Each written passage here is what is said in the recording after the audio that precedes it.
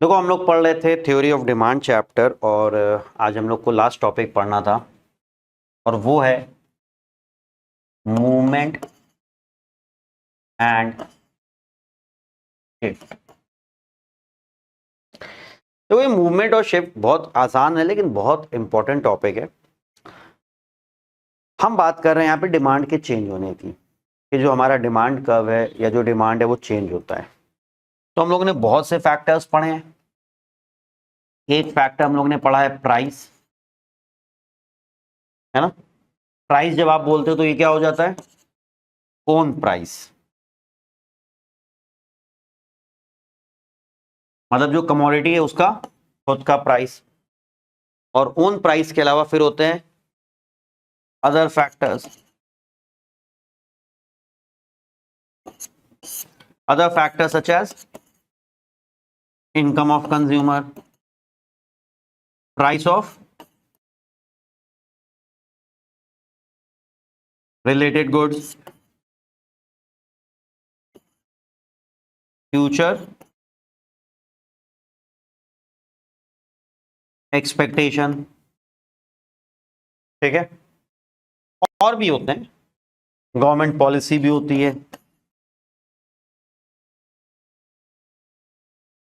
बहुत से फैक्टर्स होते हैं, हमने कुछ रैंडम लिख दिए। तो है कि हम लोग ने डिटर्मिनेंट्स बहुत से पढ़े हैं जिसमें आप ओन प्राइस को अलग कर लेते हो और ये जो अदर फैक्टर्स हैं इनको क्या कर लेते हो, अलग कर लेते हो, ठीक है। देखो जब हम लोग ने इनकम पढ़ा था, इनकम ऑफ कंज्यूमर, तो ग्राफ जो बनाया था वो इनकम के रिस्पेक्ट में बनाया था। जो हम लोग ने इनकम ऑफ कंज्यूमर बनाया था तो वहां जो ग्राफ बनाया था वो इनकम के रिस्पेक्ट में बनाया था। प्राइस ऑफ रिलेटेड गुड्स में जो ग्राफ बनाया था वो प्राइस ऑफ रिलेटेड गुड्स के रिस्पेक्ट में बनाया था। बट तरीका क्या है कि जो डिमांड कर्व बनता है ना, X axis origin, Y axis, X axis पे आप क्वांटिटी डिमांडेड शो करते हो और वाई एक्सिस पे आप प्राइस शो करते हो। डिमांड को आप हमेशा प्राइस के रिस्पेक्ट में ही देखते हो, तो डिमांड कर्व हमेशा प्राइस के ही रिस्पेक्ट में बनता है। वो बात अलग है कि जब आपको इनकम ऑफ कंज्यूमर एक्सप्लेन करने को बोला जाए और वहां ग्राफ बनाने को बोला जाए, आप इनकम ऑफ कंज्यूमर को यहाँ पे शो करोगे वाई एक्सिस पे, प्राइस ऑफ रिलेटेड गुड्स बोला जाए, मान लो प्राइस ऑफ सब्स्टिट्यूट या प्राइस ऑफ कॉम्प्लीमेंट्री, तो आप यहाँ पे प्राइस ऑफ सब्स्टिट्यूट या प्राइस ऑफ कॉम्प्लीमेंट्री लिखोगे।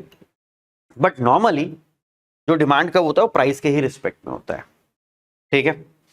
तो अब डिमांड प्राइस के साथ भी चेंज हो सकती है और अदर फैक्टर्स के साथ भी चेंज हो सकती है। तो जब अदर फैक्टर्स के साथ चेंज होती है, तो अगर फैक्टर तुम लोग को याद हो तो हमने एक चीज बोली थी कि जब आप एक फैक्टर को एक्सप्लेन करते हो तो आप अज्यूम करते हो कि बाकी की चीजें क्या रहेंगी, कांस्टेंट रहेंगी। तो उसी तरह आप यहां पे क्या मान लेते हो कि आपका प्राइस सेम है,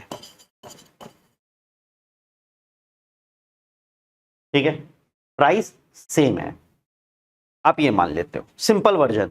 एक इसका थोड़ा सा डिफिकल्ट वर्जन भी होता है, वो बताएंगे, एंड में बता देंगे। सिंपल वर्जन, आप क्या मान लेते हो, प्राइस सेम है और डिमांड इनकी वजह से चेंज हो रही है। तो कहने का मतलब सेम प्राइस पे डिमांड में इंक्रीज या फिर डिक्रीज। प्राइस सेम है और इनके चेंज होने से डिमांड इंक्रीज या डिक्रीज हो रही है, तो सेम प्राइस पे डिमांड इंक्रीज या डिक्रीज हो रही है। एक कॉन्सेप्ट ये बन जाता है और दूसरा कॉन्सेप्ट ये बनता है कि price changes as a result demand changes.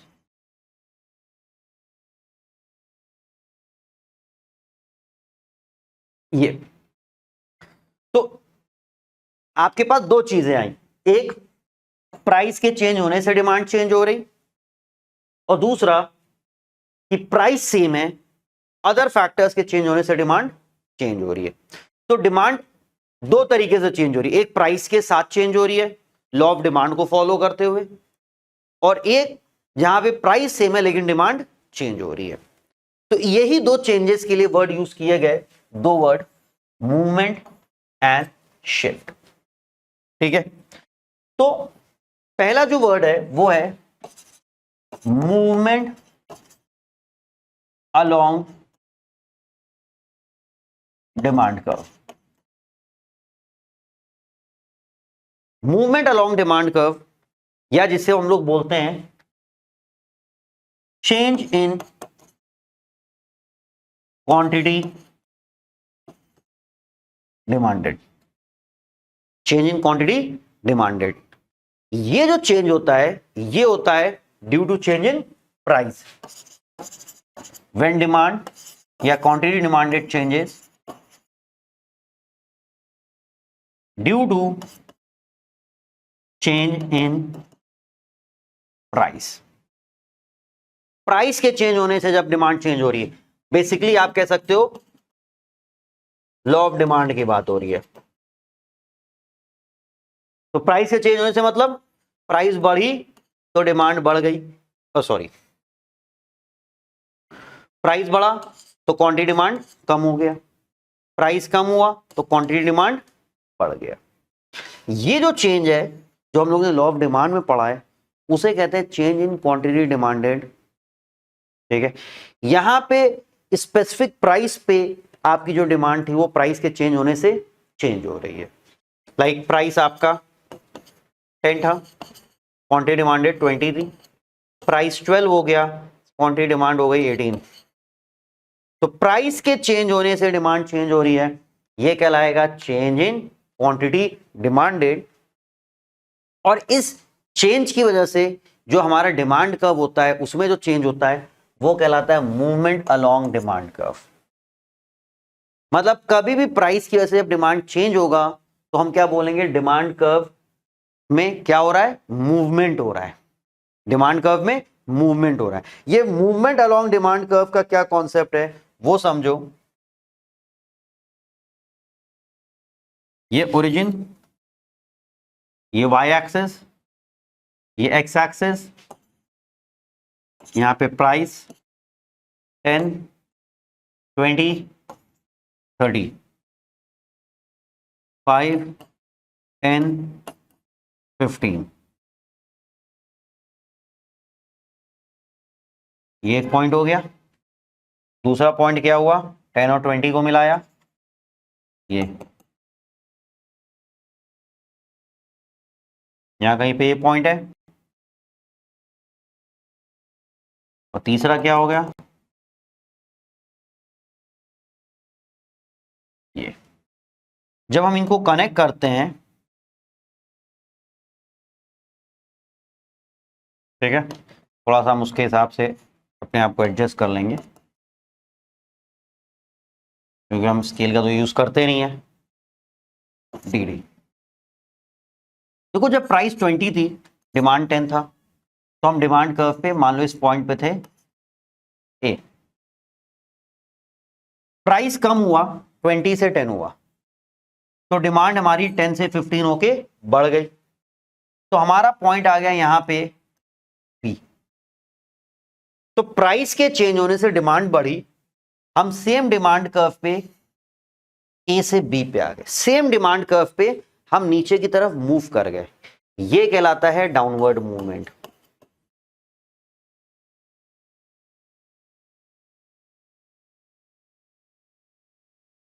और इसे ही बोलेंगे हम लोग एक्सटेंशन।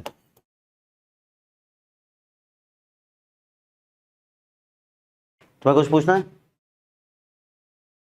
ठीक है, इसे क्या बोलेंगे, एक्सटेंशन या फिर expansion.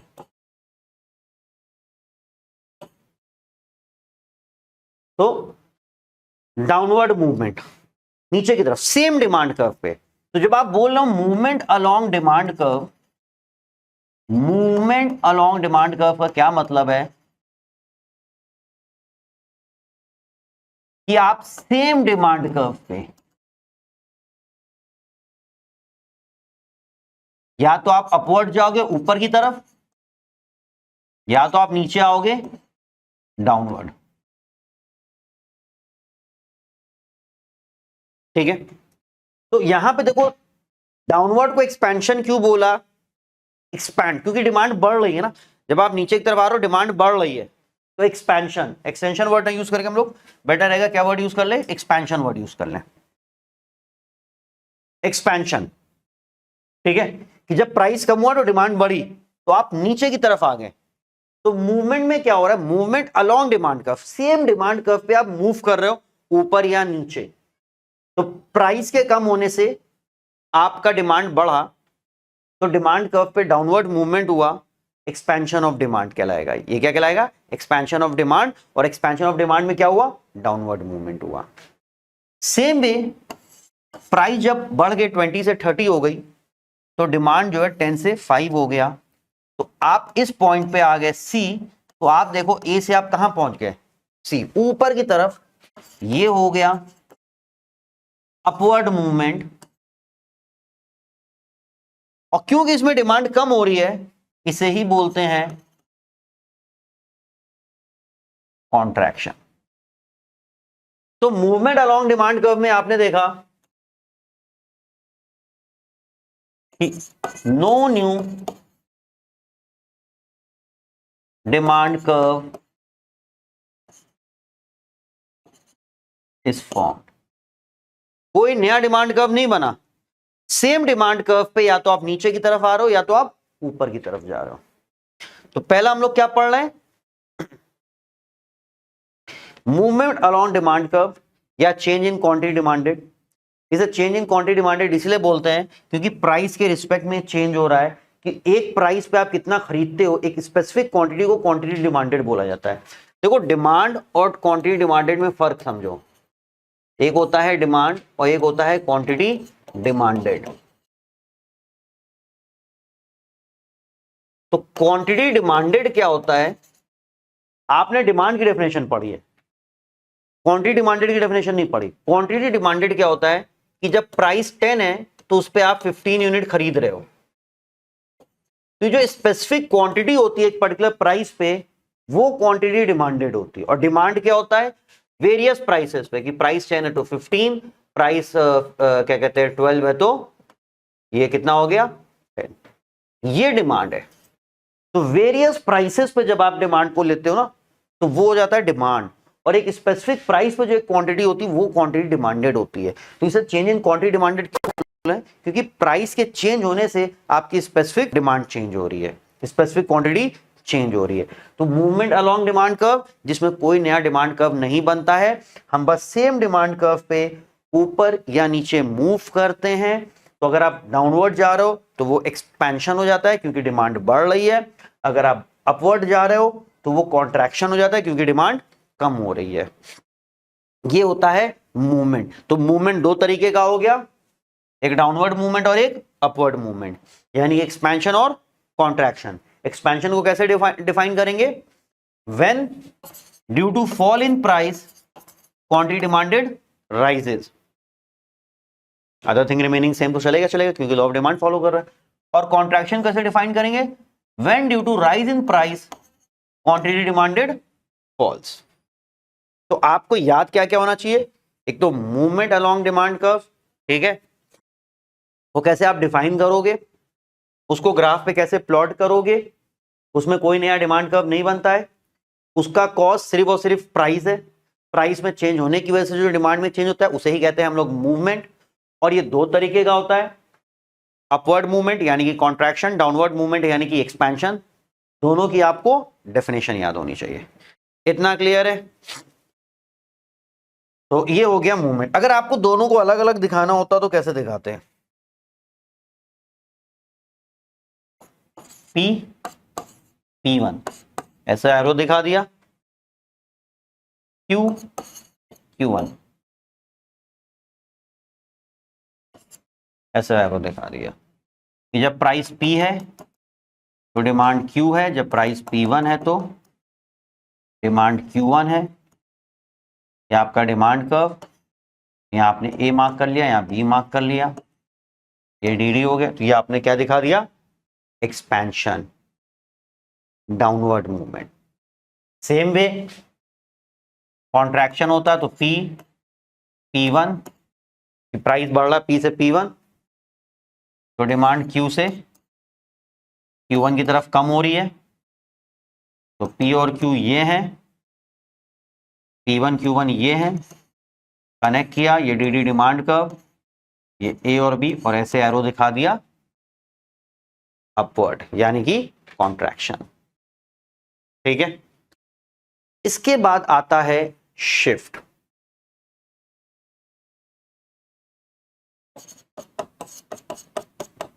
Shift in demand curve. नाम से समझ में आ गया था, movement along demand curve, same demand curve पे आप ऊपर या नीचे मूव कर रहे हो। यहां नाम से समझ में आ जा रहा है शिफ्ट इन डिमांड कर्व, पूरा पूरा डिमांड कर्व शिफ्ट हो जाएगा। अब याद रखो आप डिमांड की बात कर रहे हो, तो इसे जो है चेंज इन डिमांड भी कहते हैं।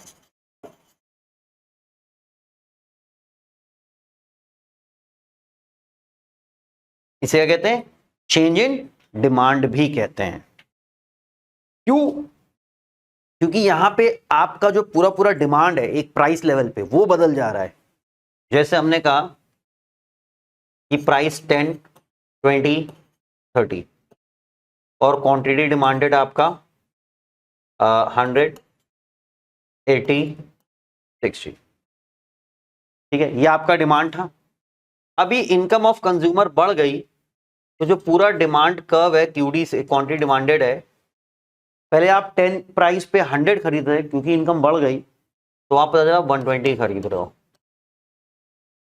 20 पे पहले 80 था, अब 20 पे 100 हो गया। 30 पे 60 था, अब 30 पे 80 हो गया। तो ये देखो आप पूरा ऐसे स्विच कर गए, पूरा पूरा डिमांड बदल गया, प्राइस वही रहा, डिमांड बदल गया। तो अगर इस तरीके से दे दे कि प्राइस 10 है और क्वांटिटी डिमांडेड 120 है, और प्राइस 10 ही रहा और क्वांटिटी डिमांडेड बढ़ गई, सेम प्राइस पे डिमांड बढ़ गई, मतलब शिफ्ट होगा, चेंज इन डिमांड कहलाएगा। या सेम प्राइस पे डिमांड कम हो गई तो भी शिफ्ट होगा, चेंज इन डिमांड ही कहलाएगा। तो हम कैसे डिफाइन कर सकते हैं? एक सिंपल वर्जन, अभी एक सिंपल वर्जन बता रहे हैं। When consumer is willing to purchase more और less of a commodity at same price due to change in factors other than price. ठीक है, तो इसको ऐसे भी बोल सकते हो, change in demand at existing price due to change in factors other than price, due to change in factor other than price। तो प्राइस के अलावा अदर फैक्टर्स की वजह से जब आपकी डिमांड चेंज हो रही है तो वो कहलाता है चेंज इन डिमांड। ठीक है, तो आप ऐसे भी लिख सकते हो, consumer buys more or less at existing price due to change in factors other than price, तो वो हो जाता है शिफ्ट इन डिमांड कर्व। अब देखो शिफ्ट को थोड़ा सा कॉम्प्लिकेटेड किया गया, पहले सिंपल वर्जन था। पहले शिफ्ट क्या था वो समझो, जो अभी हमने बताया कि प्राइस 10 है, क्वांटिटी डिमांडेड 20 है, प्राइस 10 है और क्वांटिटी डिमांडेड बढ़ गया, तो सेम प्राइस पे बढ़ गया तो उसको बोलेंगे शिफ्ट। एक तो शिफ्ट ये था। लास्ट ईयर मतलब अभी जो इस साल एग्जाम हुआ था, तो उसमें दूसरा वर्जन पूछ लिया गया था शिफ्ट का, जो कि यूजुअली हम लोग सिलेबस में नहीं पढ़ाते थे और कई सालों से पढ़ाया नहीं जा रहा था, बट पूछ लिया गया तो चलो देख लो कि शिफ्ट का एक दूसरा वर्जन भी होता है। वो क्या है कि प्राइस 10 है और क्वांटिटी डिमांडेड 120 है, प्राइस बढ़ गया लेकिन क्वांटिटी डिमांडेड सेम रहा, ये भी शिफ्ट है।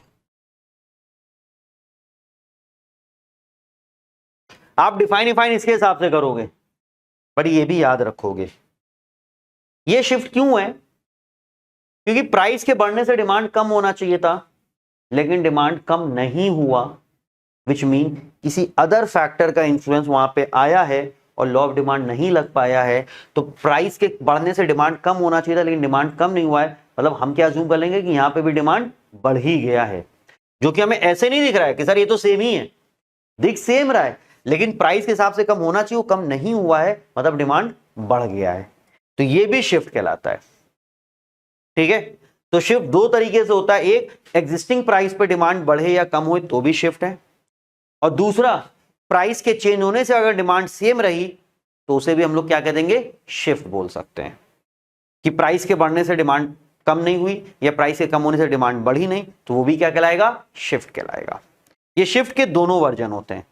तो पहले बेसिक वर्जन ही समझते हैं कि जहां पे एग्जिस्टिंग प्राइस पे हमारी डिमांड चेंज हो रही है, ठीक है। तो इसको अगर आप देखो कि प्राइस सेम है और डिमांड आपकी चेंज हो रही है, तो ग्राफ पे अगर हम लोग इसको प्लॉट करें,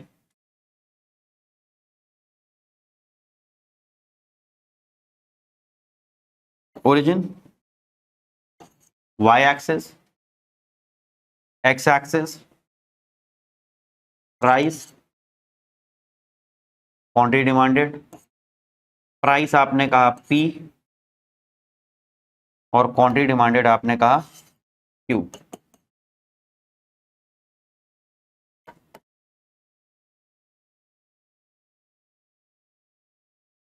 ठीक है, ये आपका था डिमांड कर्व ऐसे, इसे कहते हैं टीडी। ठीक है, या प्राइस को अगर आप P की जगह चलो नंबर लेना चाहो 10 और क्वांटिटी डिमांडेड को आपने नंबर ले लिया 120, कि प्राइस आपका 10 है, क्वांटिटी डिमांडेड 120।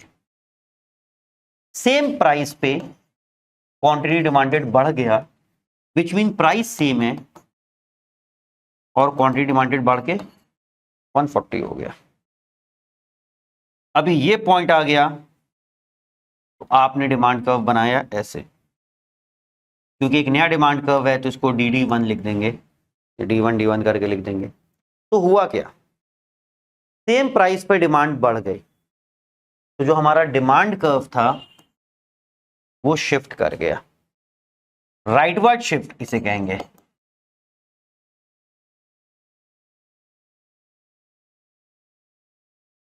राइट साइड पे शिफ्ट हो गया, और जब राइट साइड पे शिफ्ट होता है ये कहलाता है इंक्रीज। राइटवर्ड शिफ्ट मतलब इंक्रीज। और अगर 10 पे 120 जो हमने ऑलरेडी प्लॉट किया था, सेम प्राइस पे डिमांड कम होके 100 हो गया, तो ये पॉइंट आ जाएगा 10 पे 100,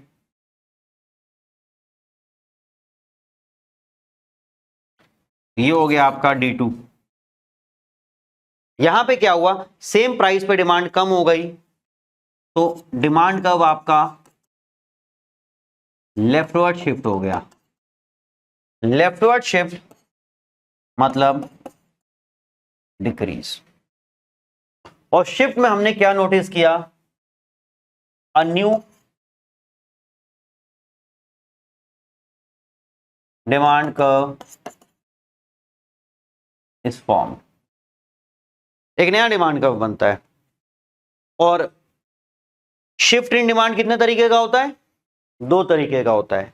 एक राइटवर्ड शिफ्ट यानी कि इंक्रीज इन डिमांड, और एक लेफ्टवर्ड शिफ्ट यानी कि डिक्रीज इन डिमांड। तो अगर आपसे बोला जाए इंक्रीज इन डिमांड को डिफाइन करो, तो हम कैसे लिखेंगे, when consumer buys more at same price due to change in factors other than price, वो कहलाता है आपका राइटवर्ड शिफ्ट यानी कि इंक्रीज इन डिमांड। वो इंक्रीज इन डिमांड कहलाता है and it causes demand curve to shift rightward. याद रखना, increase in demand causes demand curve to shift rightward.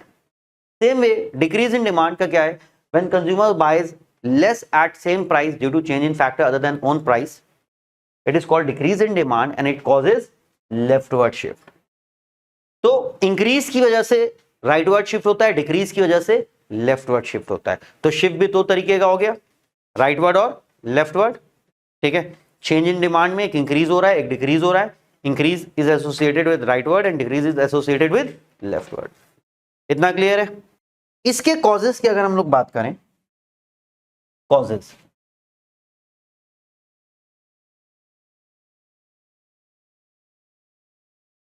तो इसके तो मल्टीपल कॉजेस हो गए। ठीक है, like price of substitute,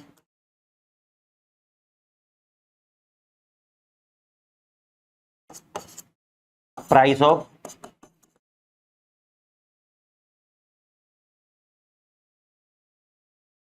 complementary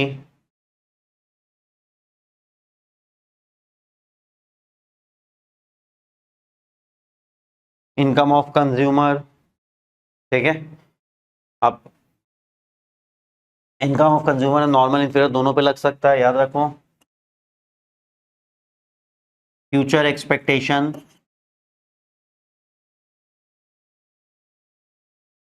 और गवर्नमेंट पॉलिसी कुछ देखते हैं। अब एक चीज समझो, ये जो कॉजेज हैं वो शिफ्ट के कॉजेज हैं, और शिफ्ट दो तरीके का होता है, इंक्रीज और डिक्रीज। तो अगर आपसे पूछा जाए इंक्रीज के क्या कॉजेज हैं, तो अब आपको तो स्पेसिफिक बताना पड़ेगा, या डिक्रीज के क्या कॉजेज हैं आपको स्पेसिफिक बताना पड़ेगा। आपने अगर लिख दिया इंक्रीज के कॉज में change in price of substitute, तो गलत है भाई। प्राइस ऑफ सब्स्टिट्यूट के चेंज होने से इंक्रीज और डिक्रीज दोनों हो सकते हैं ना। आपको एग्जैक्टली बताना है कि वो इंक्रीज में होगा कि डिक्रीज में होगा।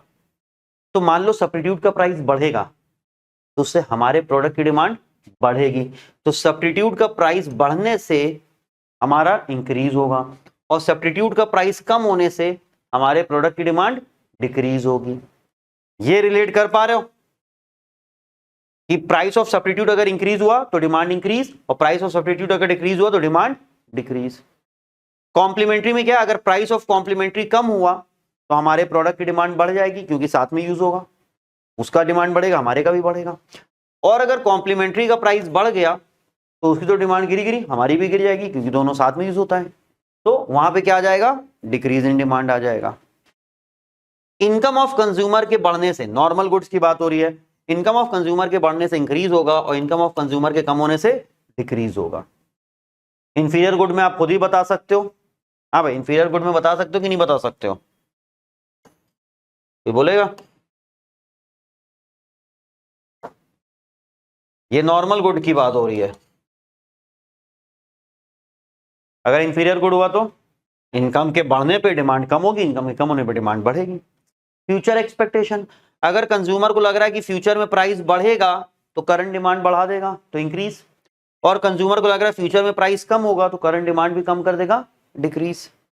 गवर्नमेंट पॉलिसी, गवर्नमेंट अगर सब्सिडी दे देगी तो इंक्रीज, और गवर्नमेंट अगर टैक्सेस इंपोज कर देगी तो डिक्रीज। ये एक बार लिख लो, ये स्पेसिफिक कॉजेज हैं और ये जनरल कॉजेज हैं। ठीक है, जनरल जब पूछा जाए कॉजेज फॉर शिफ्ट तो आप ये लिख सकते हो, कॉजेज फॉर इंक्रीज तो आपको स्पेसिफिक बताना पड़ेगा, increase in price of substitute या decrease in price of substitute, ऐसे ये स्पेसिफिक बताना पड़ेगा। ये चीज लिख लो जरा। बाकी देखो और भी इसमें कॉजेज होते हैं, पॉपुलेशन हो गया, ठीक है, टेस्ट एंड प्रेफरेंस हो गया। तो फेवरेबल टेस्ट होगा तो डिमांड बढ़ेगी, अनफेवरेबल टेस्ट होगा तो डिमांड कम हो जाएगी। पॉपुलेशन बढ़ेगा तो डिमांड बढ़ेगी, पॉपुलेशन कम होगा तो डिमांड कम हो जाएगी। और भी कॉजेज हैं, हमने कुछ लिख दिए हैं बस। ठीक है, तो ये हमारा शिफ्ट है। तो शिफ्ट समझ में आया। शिफ्ट को कैसे डिफाइन करना है, when consumer is willing to buy या व्हेन कंज्यूमर परचेजेस मोर और less at given price due to change in factor other than own price. तो उसकी वजह से चेंज इन डिमांड होता है, और चेंज इन डिमांड की वजह से डिमांड कर्व शिफ्ट करता है। ठीक है, तो याद रखना कैसे डिफाइन करोगे, व्हेन कंज्यूमर बाइज मोर और less at a given price. तो मेन तो देखो जो क्या लिखना हो तो नोट्स हम दे देंगे, बुक भी तुम लोग के पास है, यहां बस टॉपिक को समझने पे ध्यान दिया करो। तो इंक्रीज और डिक्रीज को भी हम लोग डिफाइन कर लेंगे।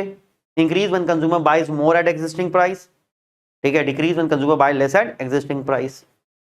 Increase causes rightward shift, decrease causes leftward shift.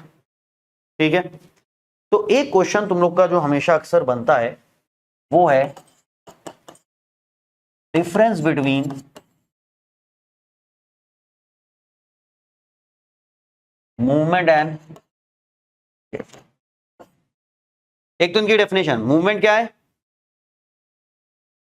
When quantity demanded increases या rises due to fall in price and fall due to rise in price. और शिफ्ट क्या है, व्हेन कंज्यूमर बाइज मोर और less at existing price due to change in factors other than price, तो वो shift.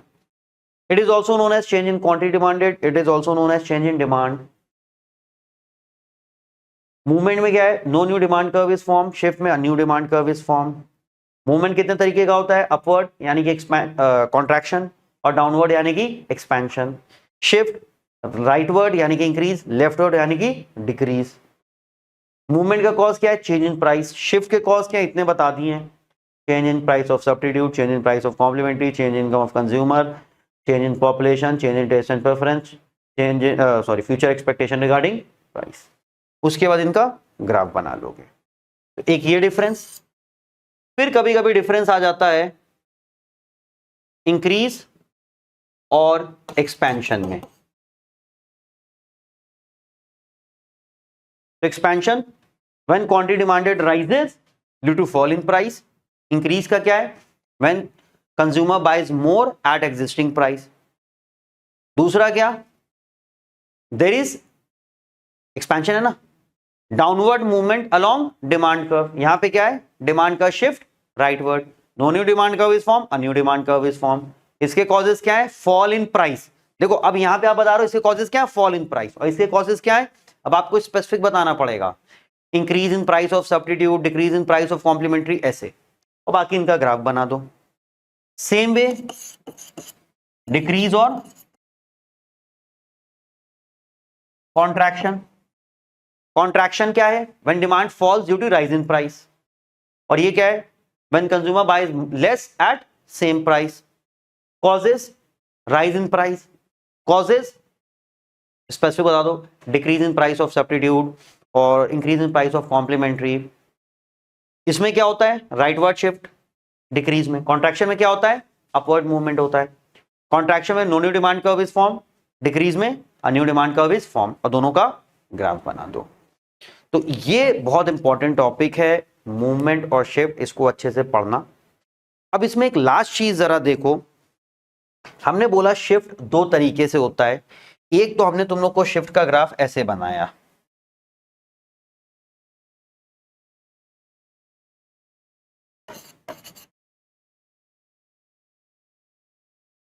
Price 10, 100, 80, 120.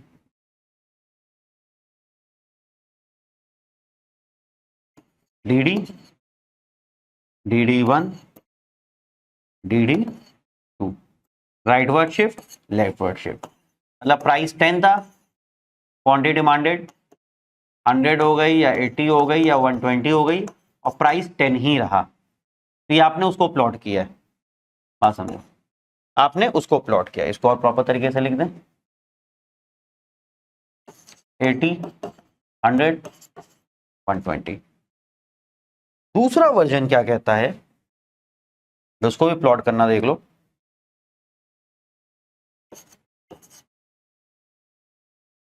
अच्छा, हम यहाँ पे देखो क्वांटिटी डिमांडेड और प्राइस हमने लिखा नहीं, बट तुम लोगों को पता है कि हर बार ये चीजें लिखनी है. कि प्राइस 10 था और क्वांटिटी डिमांडेड 80 थी. प्राइस 10 से 12 हो गया और क्वांटिटी डिमांडेड 80 ही रही. प्राइस 10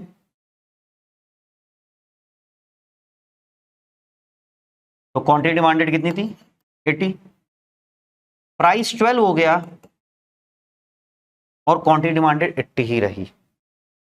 तो देखो जरा, आपका डिमांड कर्व पहले यहां था और फिर आपका डिमांड कर्व यहां पहुंच गया.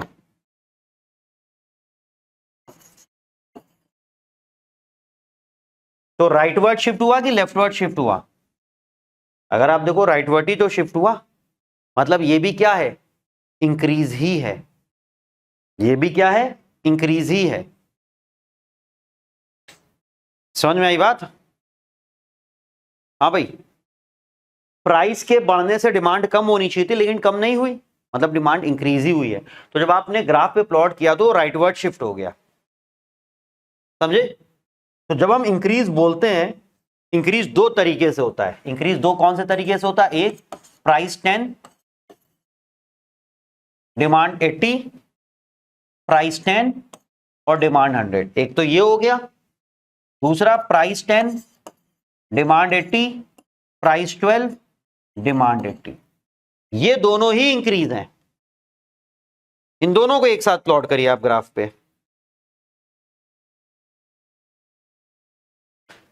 प्राइस 10,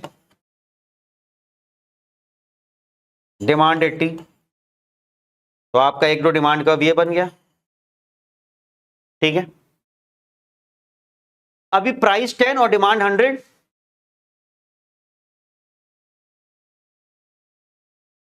आपका दूसरा डिमांड कर्व ये बन गया, DD, DD1।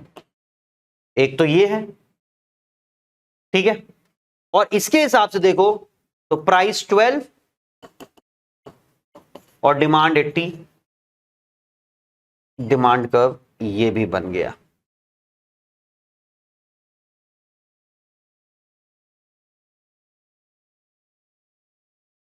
दोनों ही केस में हमारा डिमांड कर्व राइटवर्ड है, तो ये दोनों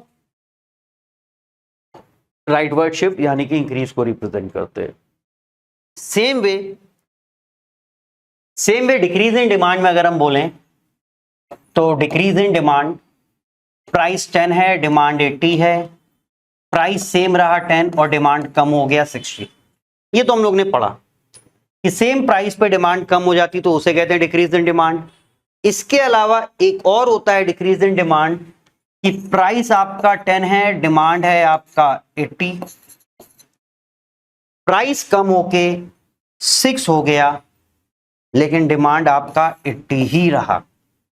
क्योंकि प्राइस कम हुआ है तो कायदे से लॉ ऑफ डिमांड के हिसाब से डिमांड बढ़ना चाहिए, लेकिन डिमांड सेम रहा तो भी इसे हम लोग जो है डिक्रीज इन डिमांड कहेंगे, क्योंकि प्राइस कम होने से डिमांड बढ़ना चाहिए, वो डिमांड नहीं बढ़ी। तो एक तो ये हो गया डिक्रीज का कि सेम प्राइस पे डिमांड कम हो गई, और दूसरा डिक्रीज का क्या हो गया कि प्राइस कम हुआ लेकिन डिमांड सेम रही, डिमांड बढ़ने की वजह क्या रही, सेम रही। ये भी होता है डिक्रीज इन डिमांड। तो देखो इसको तो हम लोग ने ग्राफ पे प्लॉट किया ही है। ये हमारा ओरिजिन हो गया, ये वाई एक्सिस हो गया, वाई एक्सिस पे हम लोग प्राइस शो कर रहे हैं। ये हमारा एक्स एक्सिस हो गया जिसपे हम लोग क्वांटिटी डिमांडेड शो कर रहे हैं। प्राइस 10 है और डिमांड कितना है,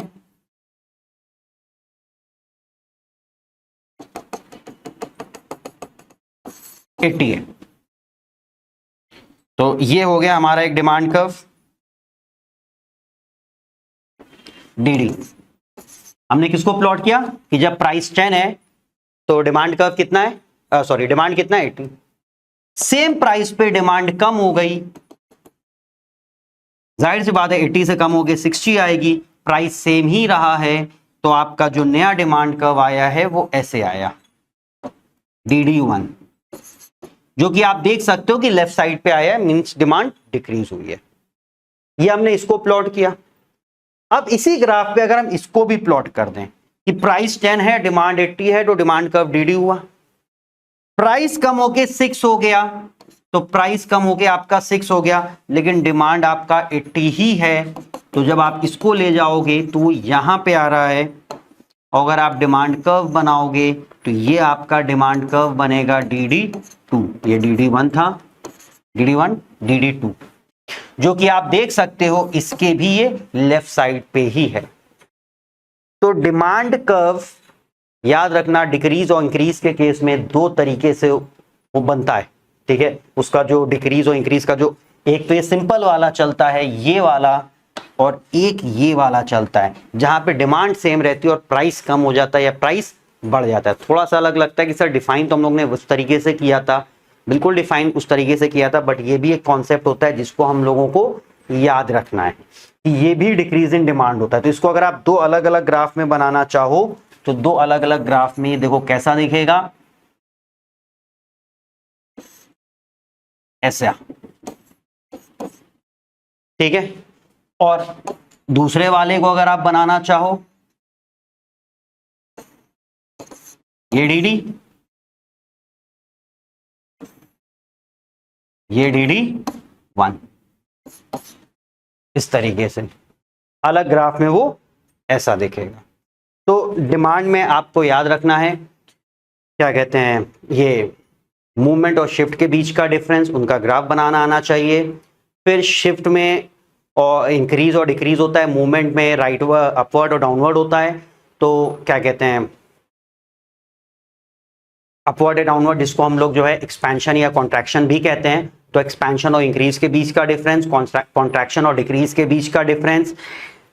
देखो मूवमेंट के कॉजेज तो सिंपल है, सिर्फ चेंज इन प्राइस, लेकिन शिफ्ट के कॉजेज बहुत से हैं, तो उसमें जनरल कॉजेज भी आपको पता होने चाहिए और क्या कहते हैं स्पेसिफिक कॉजेज भी पता होने चाहिए। जनरल कॉजेज वो सिर्फ शिफ्ट के होते हैं, लेकिन स्पेसिफिक कॉजेज जो होते हैं वो इंक्रीज के होते हैं और डिक्रीज के होते हैं। ठीक है, कभी कभी क्वेश्चन में क्या होता है कि इस तरीके से आपको वैल्यू दे देती है और पूछ लेता है ये इंक्रीज दिया है या डिक्रीज दिया है।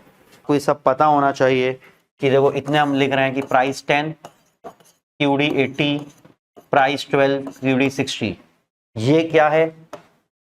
दूसरा प्राइस 10, QD 80, प्राइस 8, QD 100, ये क्या है। और फिर क्या है, प्राइस 10, QD 80, प्राइस 10, QD 100। फिर क्या है, price 10, QD 80, price 12, QD 80।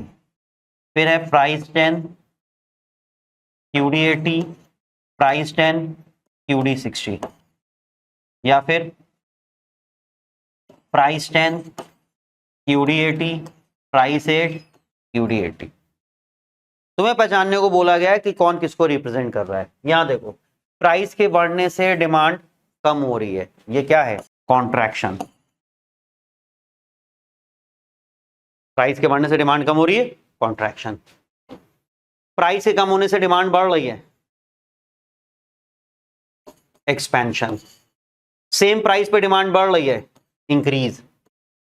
Price के बढ़ने से डिमांड कम नहीं हो रही है, कम होनी चाहिए थी, ये भी क्या हो गया, इंक्रीज। सेम प्राइस पे डिमांड कम हो गई, डिक्रीज। प्राइस के कम होने से डिमांड बढ़नी चाहिए, नहीं बढ़ी, मतलब डिक्रीज। ये चीज समझ में आ गया सबको। हाँ भाई, तो यहाँ पे देखो हमारा डिमांड चैप्टर कंप्लीट होता है। ट्यूसडे से हम लोग जो है नया चैप्टर यानी कंज्यूमर बिहेवियर, बहुत इंपॉर्टेंट चैप्टर है।